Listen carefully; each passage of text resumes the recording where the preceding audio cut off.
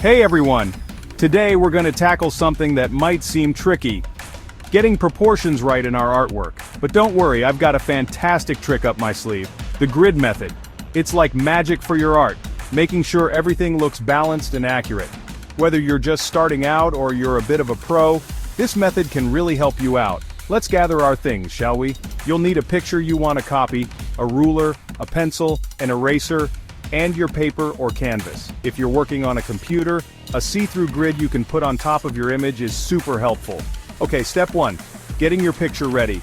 Choose the image you want to draw and put a grid over it. If you're using paper, take your ruler and draw straight lines across and down, all the same distance apart.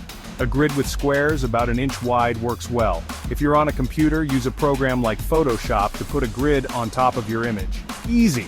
Now do the same thing on your canvas or drawing paper. Make sure the grid on your picture and the grid on your canvas are the same size. This grid is going to be your guide. Ready to draw?